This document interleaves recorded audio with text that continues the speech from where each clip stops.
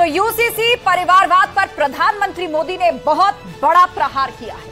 2024 के लिए पीएम मोदी ने आज शंखनाद कर दिया। बीजेपी का मेरा बूथ सबसे मजबूत अभियान आज से शुरू हो गया है और इस दौरान प्रधानमंत्री मोदी ने कार्यकर्ताओं से सीधी बात की और विपक्ष पर जमकर निशाना साधा। प्रधानमंत्री मोदी ने कहा कि विपक्ष यूसीसी के नाम पर लोगों को भड़काने का काम कर रहा है।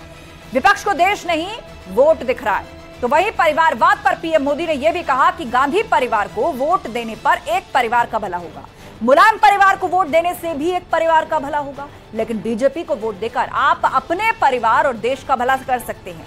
तो सवाल वही, 3 तलाक पर सवाल, विपक्ष क्यों करे बवाल, एक देश एक विधान, ओवैसी क्यों परेशान, परिवार वाला वार, राहुल अखिलेश पर प्रहार। शुरू करेंगे डिबेट, पहले ये रिपोर्ट देखिए।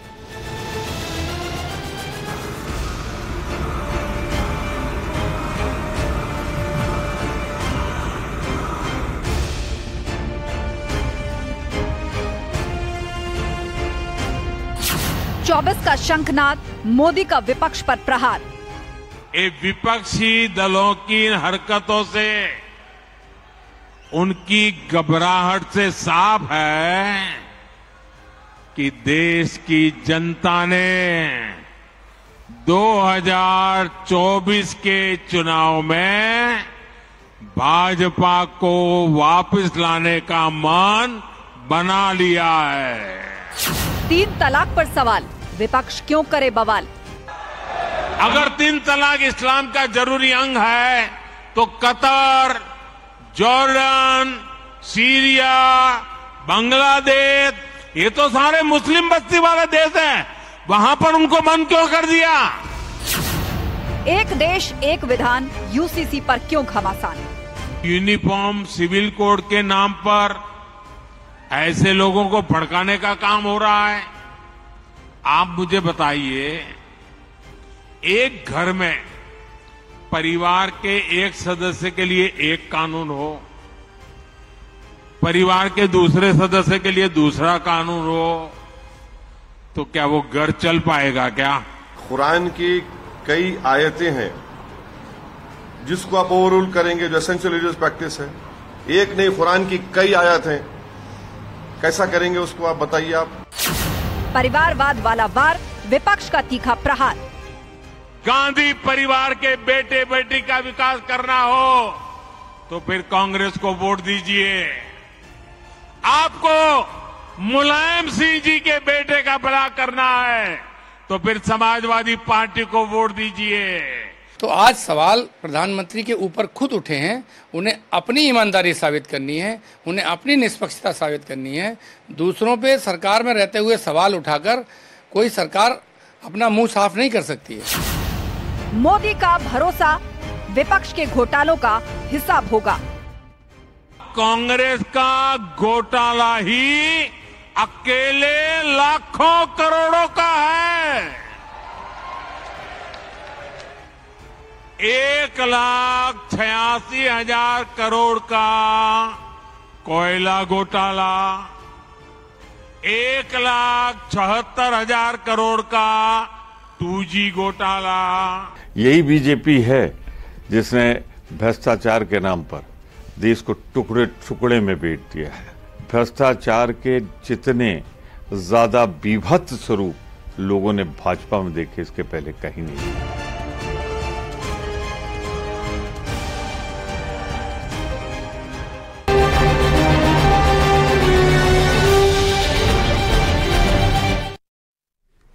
और अब जान लेते हैं आज महाबहस के 3 राउंड के सवाल, एक एक करके वो सवाल आपके सामने जो आज हम सभी पैनलिस्ट से पूछने जा रहे हैं। तो सवाल नंबर 1, 3 तलाक पर सवाल, विपक्ष क्यों करे बवाल। देश में जब भी 3 तलाक की बात होती है, आखिर विपक्षी पार्टियां सीधे तौर पर इसका समर्थन क्यों करने लग जाती है। क्या ये सिर्फ वोट बैंक की राजनीति है। सवाल नंबर 2, एक देश एक विधान, ओवैसी क्यों परेशान। देश में जब यूसीसी की बात हो रही है, सुप्रीम कोर्ट भी इसको कह चुका है, उसके बावजूद भी कुछ पार्टियां और उनके अध्यक्ष इस पर सवाल उठा रहे हैं। और अंत में हम पूछेंगे परिवारवाद पर राहुल और अखिलेश समेत देश के कई पार्टीज के अध्यक्षों का या पूर्व अध्यक्षों का नाम लेकर आज प्रधानमंत्री मोदी ने कहा कि अगर आप इन्हें वोट देते हैं तो इनके परिवार का भला करते हैं, और अगर आप भाजपा को वोट देते हैं तो आप अपने परिवार और आने वाली पीढ़ियों का भला करते हैं। इस पर चर्चा के लिए पूरा गेस्ट पैनल जुड़ चुका है। संजय चौधरी जी बीजेपी प्रवक्ता हमारे बीच में हैं, अनुराग भदौरिया जी जुड़ गए हैं समाजवादी पार्टी से हमारे साथ, अंशु अवस्थी जी कांग्रेस से, बिलाल खान राजनीतिक विश्लेषक हमारे साथ हैं, और सूर्य मैथिल राजनीतिक विश्लेषक भी हमारे साथ हैं। आप सभी मेहमानों का बहुत बहुत स्वागत है। चर्चा की शुरुआत करते हैं। तो सवाल सबसे पहले अनुराग जी आपसे यही, आज प्रधानमंत्री मोदी ने अपने भाषण में कई अहम बातें कही, या आप कह लीजिए कि विपक्ष पर जबरदस्त प्रहार किए, चाहे वो घोटालों को लेकर हो, यूसीसी को लेकर हो, 3 तलाक को लेकर हो, या फिर परिवारवाद को लेकर हो। प्रधानमंत्री ने कहा कि देश की विपक्षी पार्टियों, मतलब आप लोगों को देश की नहीं बल्कि वोटों की फिक्र है।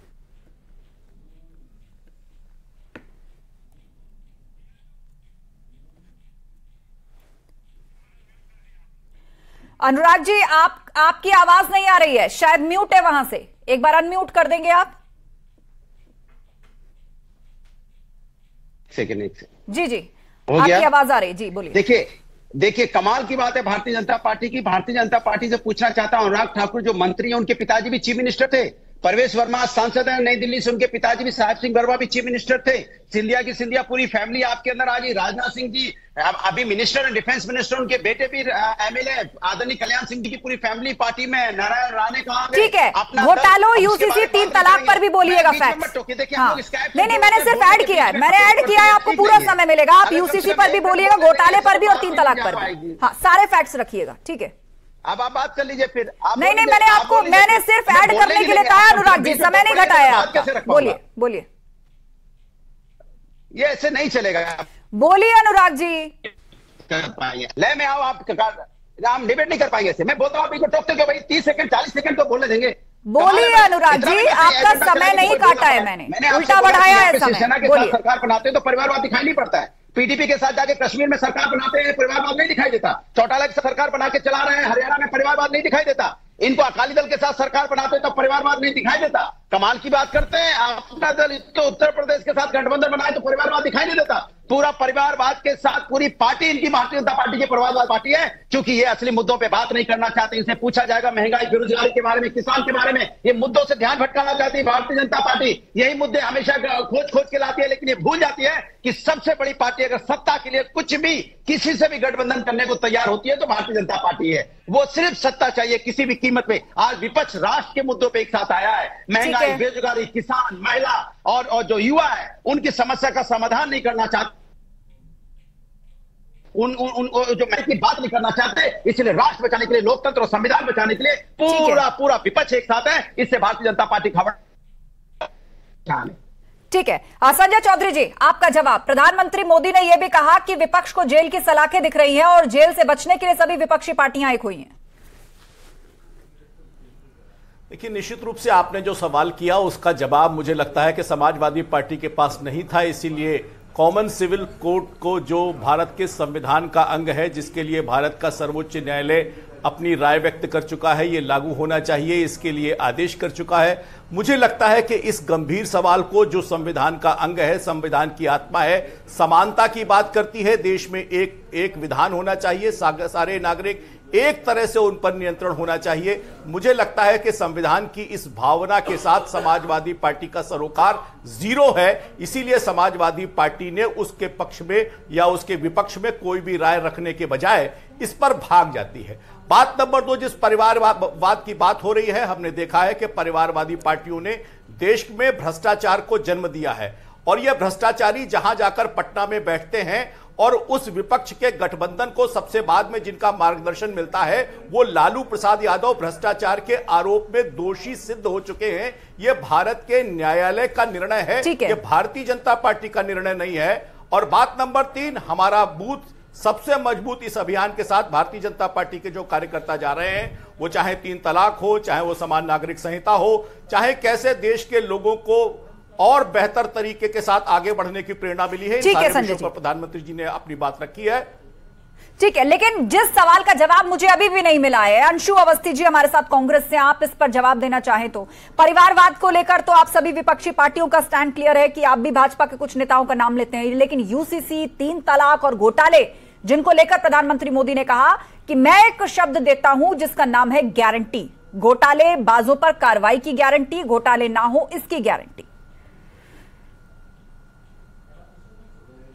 तो ये तो कितने दिन ये गारंटी चलेगी? 9 साल तो हो गए। उन्होंने कोई फिगर भी कोट किया कि ये भ्रष्टाचार को लेकर है। हमारे पूर्व राष्ट्रीय अध्यक्ष श्री राहुल गांधी जी ने भ्रष्टाचार को लेकर बार बार ये बात कही है कि जो भी भ्रष्टाचारी है उनको जेल भेजिए।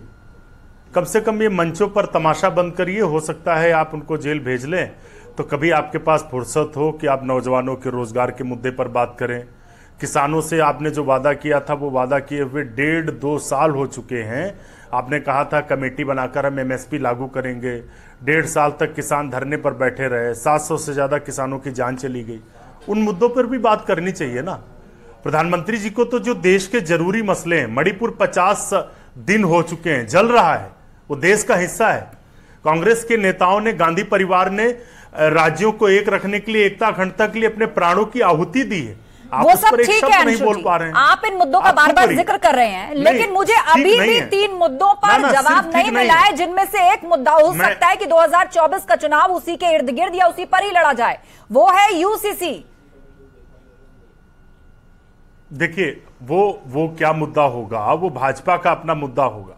वो आपको देश का मुद्दा नहीं लगता? यूसीसी को लेकर वो बात कर रहे हैं। 3 तलाक आपको जरूरी नहीं लगता? वो यूसीसी को लेकर बात कर रहे हैं।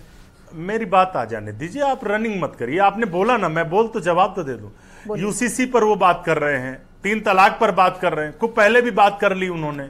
दूसरे मुद्दों पर भ्रष्टाचार पे बात कर रहे हैं। भैया आप ये बताइए, 9 साल हो गए, काला धन लाने की बात थी, 100 दिन में सुप्रीम कोर्ट के कहने पर एसआईटी का गठन हुआ। हम आपके चैनल से ऑन एयर ये मांग कर रहे हैं कि जो भी भ्रष्टाचारी हैं उनकी लिस्ट क्यों नहीं उजागर होती है, किसी भी पार्टी क्यों। राहुल गांधी जी ने कहा है भ्रष्टाचार पे तमाशा मत करिए, जो भी दोषी हैं उनको जेल भेजिए, जेल किसी भी दल के हों। उस पर सांप सूंघ जाता है, बोलते नहीं। दूसरा, 3 तलाक को लेकर महिलाओं की चिंता की बात कर रहे हैं। कांग्रेस पार्टी 33% आरक्षण का बिल लेकर पार्लियामेंट में आई थी। यही डबल स्टैंडर्ड वाले दोगले लोग भारतीय जनता पार्टी के, इन्होंने पार्लियामेंट में विरोध किया। हम मांग करते हैं कि आप महिलाओं को सशक्त करने के लिए आप अपने बलात्कारी सांसदों, विधायकों को बचाना बंद करिए। ठीक है, आप उस बिल का समर्थन करिए, कांग्रेस पार्टी आपके साथ खड़ी होगी। तो हम देश हित के हर मुद्दे पर आपके साथ हैं। ठीक है, लेकिन आपको करना नहीं है। ठीक है, मैं सूर्य मैथिल जी को लेकर आना चाहूंगी। एक बार सभी पैनलिस्ट अपनी अपनी बात रख लें। ठीक है अंशु जी, आपने कई सारे मुद्दे उठाए। सूर्य मैथिल जी, लेकिन विपक्षी पार्टियां बहुत सारे मुद्दों की बात कर रही हैं। उन्होंने कहा हम तो विमेन रिजर्वेशन बिल भी लाना चाहते थे, हमने तो कहा कि ठीक है भेज दीजिए भ्रष्टाचारियों को जेल, आप सभी लोग। लेकिन यूसीसी, 3 तलाक, इन सब को लेकर कोई भी पार्टी अपना स्टैंड क्लियर नहीं कर रही। और आज प्रधानमंत्री मोदी ने आरोप लगाया है कि तुष्टीकरण की पार्टियां या तुष्टीकरण की राजनीति वही पार्टी करती है जिन्हें वोटों की भूख है। किसानों को लेकर जो ठीक है, किसानों का भी मुद्दा आपने उठाया।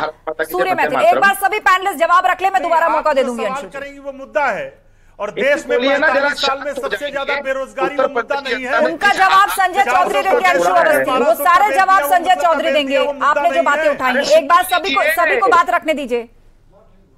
देखिए, जिस हालात में कांग्रेस को छोड़ा है, ऐसी आशा करता हूं कांग्रेस का हालात में रहेगा। यहाँ कहते थे महंगाई कम करेंगे और 1200 का बेच रहे हैं, वो महंगाई नहीं है। अंशु अवस्थी जी, आप अनइंटरप्टेड बोले, किसी पैनलिस्ट ने आपके पीछे नहीं बोला। अब आप सबका जवाब सुन लीजिए, मैं अलग से समय दे दूंगी काउंटर के लिए। बोलिए सूर्य मैथिल जी। देखिए, अभी अंशु अवस्थी लगातार बोल रहे थे, राहुल गांधी जी ने कहा भ्रष्टाचारियों के खिलाफ कार्रवाई होनी चाहिए। तो 2014 के बाद इस देश के अंदर यदि कार्रवाई हो रही है तो भ्रष्टाचारियों के खिलाफ ही तो हो रही है। आप देखिए, राहुल गांधी और सोनिया गांधी आज बेल पे बाहर है। देश की परिसंपत्तियों को लूटने वाले नेशनल हेराल्ड के अंदर 400 BC के मुकदमे में कौन बेल पे है? वो राहुल गांधी है, सोनिया गांधी जी है। दूसरी चीज, इन्होंने कहा कार्रवाई कहां हुई, तो मैं इनको बता देता हूं कि जब से ईडी के एक्ट में बदलाव हुआ उसके बाद 3010 रेड्स ईडी ने डाली और उसके अंदर 1.25 लाख करोड़ की परिसंपत्तियां और कैश रिकवर हुआ है। ये ऐतिहासिक है। भ्रष्टाचार के खिलाफ यदि किसी ने कार्रवाई की गारंटी दी है तो नरेंद्र मोदी सरकार ने दी है। अब दूसरी चीज में मैं आ जाता हूं, इनके हिसाब से तो इस देश के अंदर 2 विधान, 2 प्रधान, 2 संविधान चलते रहते तो ये खुश थे। भारतीय जनता पार्टी का एजेंडा था, भारतीय जनता पार्टी का निर्णय था, गारंटी थी कि देश के अंदर एक प्रधान एक संविधान होगा।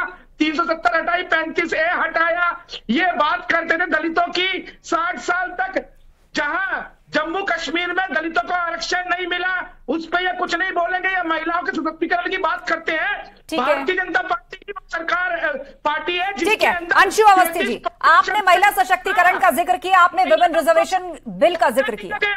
ठीक है अंशु अवस्थी जी, उसके बाद अनुराग भदौरिया जी।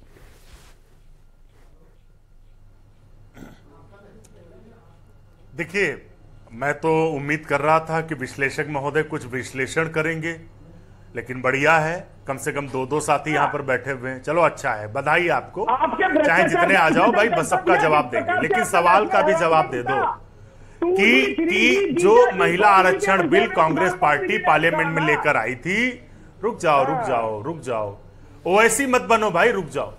जो महिला आरक्षण बिल पार्लियामेंट में कांग्रेस पार्टी लेकर आई थी, उसका विरोध क्यों किया? अरे भैया ओवैसी मत बनो, इस तरह के शब्द का इस्तेमाल मत करिए।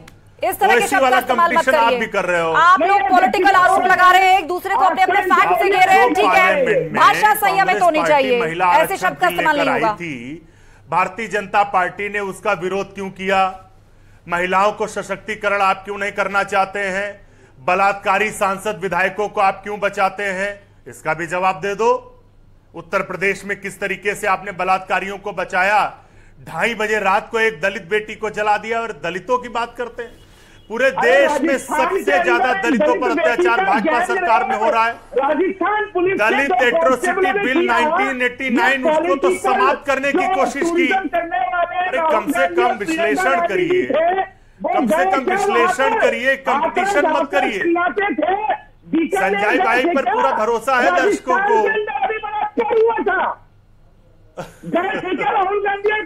हंसिए मत अंशु अवस्थी जी, वो भी एक घटना नहीं, वो भी राजस्थान की एक घटना का जिक्र कर रहे हैं। रखते हैं, आपको क्यों नहीं लगता है? आपको उन पर भरोसा क्यों नहीं है?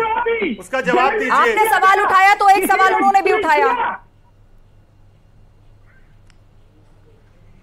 भाई सवाल का जवाब सवाल तो नहीं हो सकता। नहीं, आपने कहा कि यूपी में दलित लड़की के खिलाफ क्राइम हुआ, तो उन्होंने कहा राजस्थान में भी हुआ, उस पर क्या एक्शन हुआ? बोले कि जो हाथरस में एक बलात्कारी बेटी को 2:30 बजे बलात्कार करने वाले को बचाया गया, बलात्कार की जो 2 पीड़िता थी उसको 2:30 बजे रात को जलाया गया, वो गलत है? बोलिए। मैं निंदा करता हूँ, मैं इस चैनल पर बैठ कर निंदा करता हूँ कि जहाँ पर भी घटना। अच्छा, आप दोनों आपस में मत उलझिए, शांत हो जाइए। नहीं, दोनों शांत हो जाइए। अंशु अवस्थी जी और सूर्य मैथिल जी, आप दोनों शांत हो जाइए। इस तरह से नहीं, शांत हो जाइए, शांत हो जाइए। अनुराग भदौरिया जी, सूर्य मैथिल जी शांत हो जाइए। देखिए, भारतीय जनता पार्टी का 2 चेहरा देखिए कैसा है। एक तरफ महिला सम्मान की बात करते हैं, दूसरी तरफ हालत यह है कि महिला सम्मान की तो बात करते हैं, लेकिन देश की जो अपनी महिलाएं जो मेडल जीत के आई थी, उनको किस तरह से रोड पे घसीटा गया, जो देश की गौरव थी, उसके बारे में भारतीय जनता पार्टी के नेताओं ने कभी बात नहीं की। दूसरी तरफ कहते थे जाति जनगणना नहीं होनी चाहिए, जाति पे बात नहीं करेंगे, लेकिन जब मौका मिलेगा राजनीति करने का तो फिर जाति की बात करना शुरू कर देंगे। पसमंडा मुसलमान बात करेंगे, फिर कहेंगे फलाना है। तो आप जाति जनगणना के फिर खिलाफ क्यों हैं? फिर जाति गणना के साथ रहिए। फिर युवाओं की बात करो, जब युवाओं की बात करेंगे कहेंगे युवाओं को आगे बढ़ना चाहिए, युवाओं के लिए हम हमेशा तथ्य पर हैं। फिर जब युवा अपने अधिकार मांगने की बात करेगा तो उसको टुकड़े टुकड़े गैंग बता देंगे। किसान के लिए कहेंगे किसान देश की आत्मा है, किसान के लिए हम कटिबद्ध हैं, किसान को हम इनकम दोगुनी करेंगे। जब किसान इनकम दोगुनी के अपना अधिकार मांगेगा और उसके काला कानून पास कर देंगे, धरने पे बैठेगा किसान। ठीक है, लेकिन मुझे हैरानी इस बात पर है कि इस डिबेट में हम 3 तलाक के मुद्दे को लेकर आए, हम यूसीसी के मुद्दे को लेकर आए, लेकिन आप लोग तो डिबेट को महिला सशक्तिकरण से लेकर कहां से कहां ले गए। जनता देख रही है, बड़ी सफाई से सवाल को बचा के निकाल ले रहे हैं। अरे आ रहा हूं, उसी पे आ रहा हूं। फिर ये बात करेंगे जैसे अब इनको एहसास हो गया कि अब ये 2024 में नहीं जीत, तो अब ये नफरत की राजनीति को बढ़ावा देना चाहते हैं। दिक्कत है कि असली मुद्दों से ध्यान कैसे भटका है। जो सरकार 9 साल से यूसीसी ले नहीं पाई, एक्सपर्ट कमेटी बना नहीं पाई, लगा लीजिए ताकत, कभी क्या ईसाइयों से बात की, क्या मोहब्बत से बात की, सुन तो लीजिए एक बार, बीच में मत रनिंग कमेंट्री करो भाई, बात ही नहीं जा पाती। क्या ईसाइयों से बात की, सिख से बात की, मुस्लिम समुदाय से बात की, ठीक है, ये सवाल संजय चौधरी जी से पूछा है आपने, ये सवाल बीजेपी से पूछा। अरे यार किसको शांत हो जाइए, सूर्य महफिल जी शांत हो जाइए, शांत हो जाइए। अनुराग भदौरिया जी ने सवाल पूछा है इसकी कमेटी को लेकर, संजय चौधरी जी उसका जवाब देंगे। 10 सेकंड खत्म करिए अनुराग जी, थोड़ा सब लोगों को बुलाया कीजिए, ऐसे बीच में 10 सेकंड खत्म करिए अनुराग जी, सब शांत हो गए। कौन आया है भाई, ये कहां से पकड़ के बोलिए बोलिए, बात पूरी करिए। 10 सेकंड। अंशु अवस्थी जी शांत हो जाइए, शांत हो जाइए। 10 सेकंड अनुराग जी बात पूरी कीजिए। बीजेपी के प्रवक्ता है तो ये कांग्रेस भी है, कांग्रेस भी और राजनीतिक विश्लेषक भी हैं, दोनों हैं। मैंने सबको शांत करा दिया, अब 10 सेकंड में बात पूरी कीजिए। राजनीतिक विश्लेषक बीच में थोड़ा चिल्लाता है, मैं अपनी बात करता हूँ, सुनना चाहिए। कांग्रेस भी उतना ही बोल रही है अनुराग। सवाल तो बीजेपी पर हो रहा है, सवाल बीजेपी पे हम पूछा, एक एक करके पूछिए। अनुराग जी 5 सेकंड बात खत्म करिए। अच्छा देखिए, तो इनसे मैं पूछना चाहता हूं कि भाई आपने एक्सपर्ट कमेटी बैठाई नहीं, 9 साल से आपने कुछ किया नहीं, आपने किसी से बात की नहीं, मसौदा तैयार किया नहीं, एक बॉल उछाल दी। ठीक है, बॉल हवा में है कि भैया यूसीसी हवा में है, क्योंकि कहीं कुछ है नहीं। इसका जवाब संजय चौधरी को करना नहीं है, क्योंकि करना होता है 9 साल तक इंतजार थोड़ी करते। अब इनको असली मुद्दों से ध्यान भटकाना है, महंगाई, ठीक है। आपने सवाल पूछा, आपने कहा कोई कमेटी नहीं है, यूसीसी सिर्फ हवा में है, कुछ नहीं है। सवाल ये है यूसीसी, आप कह रहे हैं कि यूसीसी हवा में। संजय चौधरी ठीक है, जल्दी, ज्यादा नहीं। अनेकता में एकता वाला देश है ये जो कहते हैं एक परिवार, एक भिन्न भिन्न तरह के लोग हैं, भिन्न भिन्न धर्मों जाति के लोग हैं, यही तो हमारी खूबसूरती है। इसी को तो हमें साथ समेट के चलना है। यही तो हमारा संविधान और हमें बताता है कि हम पूरे विश्व में सबसे अलग क्यों हैं, क्योंकि तरह तरह के लोग रहते हैं, एक देश में सब लोगों के लिए समान न्याय, एक विधान, एक संविधान होना चाहिए। बिल्कुल सही बात है। संजय चौधरी जी 30 सेकंड। बस क्लोजअप में रखें। देखिए, जिनको ये लगता है कि विविधता वाला देश है, उसी देश को एकजुट रखने के लिए इस देश के अंदर संविधान बना, और उस संविधान में ये प्राविधान है कि हम पूरे देश के लिए एक जैसा समान नागरिक संहिता लाएंगे। ये भारत के संविधान में है, और इसी संविधान की शपथ लेकर भारत के राजनीति करते हैं। तो बात नंबर 1। बात नंबर 2 सुनिए, अरे सुनिए भाई, बात नंबर 2 अभी जवाब सुन लीजिए। अरे सुन लो, अरे जवाब सुन लीजिए। नहीं, आपसी बात में बात ठीक नहीं है, सबको बराबर वक्त मिला है बोलने का। अनुराग जी आपने भी 50 सेकंड बोला, अब उसका जवाब संजय चौधरी जी दे रहे हैं, जवाब दे रहे हैं वो। लोकसभा के अंदर लालू यादव और मुलायम सिंह यादव मिलकर इस महिला बिल को फाड़ देते हैं। ये महिला बिल को एक तरफ फाड़ते हैं, दूसरी तरफ लाते हैं, और कांग्रेस ठीक है, मुझे डिबेट को क्लोज करना होगा। आप सभी ने इन सभी मुद्दों पर अपनी अपनी पार्टी का पक्ष रखा, अपनी अपनी राय रखी। इस बहस में शामिल होने के लिए बहुत बहुत शुक्रिया। भ्रष्टाचार, परिवारवाद और यूनिफॉर्म सिविल कोड, ये वो 3 शब्द हैं जिसकी परिपाटी में होने जा रहा है 2024 का सियासी महाभारत। इन 3 मुद्दों पर आज मैं आपसे कुछ कहना चाहती हूं। नभीतो मरणादस्मि केवलम दूषितो यशः। भगवान राम ने कहा था, मैं मृत्यु से नहीं डरता, डरता हूं तो बदनामी से डरता हूं, अपयश से डरता हूं। यह वो राम राज्य था जहां भ्रष्टाचार और भ्रष्टाचारियों के लिए कोई जगह थी ही नहीं। तो फिर आज जब प्रधानमंत्री मोदी भ्रष्टाचार के खिलाफ एक्शन की गारंटी देते हैं, तो उस पर सवाल उठाना कैसे सही हो सकता है? सही गलत का फैसला कोर्ट करेगा, लेकिन भ्रष्टाचारियों के खिलाफ सहानुभूति की भावना आखिर कैसे रखी जा सकती है? देश के सामर्थ्य और प्रतिभा के साथ अगर किसी ने सबसे ज्यादा अन्याय किया है तो वो है परिवारवाद। आजादी के वक्त से ही देश के सबसे बड़े पद पर एक ही परिवार की दावेदारी रही, तो वहीं उसी दौरान सरदार पटेल जैसे नेता भी थे देश में, जिन्होंने अपने परिवार के सदस्यों को यह हिदायत दे रखी थी कि जब तक वो दिल्ली में हैं, उनके रिश्तेदार दिल्ली में ना आए, ताकि उनका सियासी फायदा न उठाया जा सके। अब आप सोचिए, सरदार पटेल वंशवाद और परिवारवाद के कितने बड़े विरोधी थे। और सच तो यह है कि परिवारवाद उस घुन की तरह है जो देश के विकास को खोखला करता आया है। क्या आप जानते हैं, 1835 में ब्रिटिश हुकूमत ने कॉमन सिविल कोड पर एक रिपोर्ट पेश की थी और एक समान नागरिक संहिता बनाने की जरूरत उस समय बताई थी। लेकिन अब 188 सालों के बाद ऐसा लगता है मोदी सरकार ने यूनिफॉर्म सिविल कोड पर अपना मन बनाया है। यूनिफॉर्म सिविल कोड आता है या नहीं, यह जानने के लिए अभी कुछ इंतजार करना होगा। स्वामी विवेकानंद ने कहा था, हमें महिलाओं को ऐसी स्थिति में पहुंचा देना चाहिए जहां वो अपनी समस्या को अपने ढंग से स्वयं सुलझा सके, और इसीलिए खास तौर पर मुस्लिम महिलाओं के सम्मान के लिए यह यूनिफॉर्म सिविल कोड की जरूरत महसूस होती है।